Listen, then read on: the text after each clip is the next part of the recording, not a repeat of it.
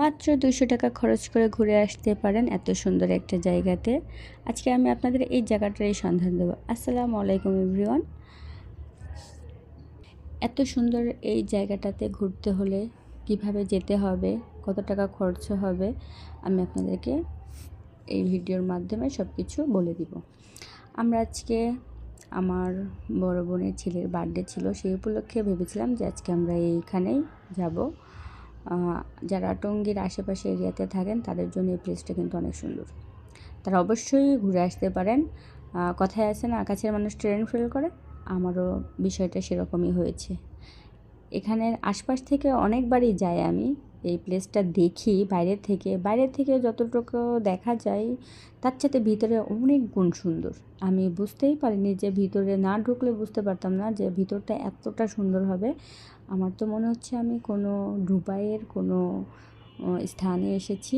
আমি দুবাইয়ে কিছুক্ষণের জন্য আমরা দুবাই চলে এসেছি। দুবাই একটা ফিল লাগতেছে। আপনারাও এই ফিলটা নিতে পারেন।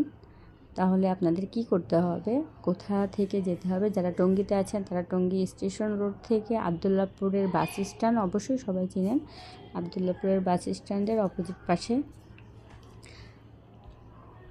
এখানে সব কিছুই ঠিক আছে, শুধু খাবারের প্রাইসটা একটু বেশি, তবে জায়গাটা তো অনেক সুন্দর, সেক্ষেত্রে প্রাইসটা একটু বেশি। তবে আপনারা একটা কাজ করতে পারেন, শুধু 200 টাকা এন্ট্রি ফি দিয়ে ভিতরে ঢুকে ঘুরে ছবি তুলতে পারেন। এত সুন্দর সুন্দর ফটো সেশনের প্লেস আছে, আপনারা একদম পাগল হয়ে যাবেন। যারা ফটো প্রেমী আছেন তারা তো রীতিমতো পাগল হয়ে যাবেন, এত সুন্দর সুন্দর ছবি ওঠে। আমি এখানে ভিডিওর মাধ্যমে আপনাদের ছবি তুলে দেখিয়েছি, কেমন হয়েছে অবশ্যই কমেন্টস করবেন। যে আমাদের খাওয়া দাওয়া শেষ, আমরা এখন সবাই মিলে একটু আড্ডা দিচ্ছি। এখানে বসে আমরা এখন আড্ডা দিয়ে কিছুক্ষণ থাকবো, নিচে একটু যাব প্লেসে। যে এটা হলো আমার মেজো বোনের ছেলে, ওর নাম রূপ। আর ওকে বলছি একটু সুন্দর করে বসো, তোমার কিছু ছবি তুলি, ভিডিও করি। তো প্লেসটা কিন্তু অনেক সুন্দর, অনেক মাশাআল্লাহ। আর এটা হলো আমার বড় বোনের ছেলে, ওর নাম হলো ঈশান। ওরই জন্মদিন আজকে, ওর জন্মদিনে ট্রিট দেওয়ার জন্য আমরা আজকে গিয়েছিলাম।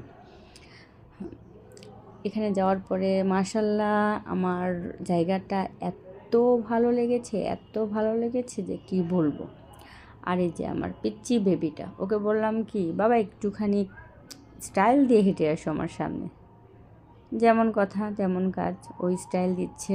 মাশাআল্লাহ, সবাই কিন্তু আমার বেবিটার জন্য মাশাআল্লাহ বলবেন। ও অনেক কিউট, ও প্রতিটা কথা শুনে মায়ের। এরপরে আমরা খাওয়া দাওয়া শেষ করি।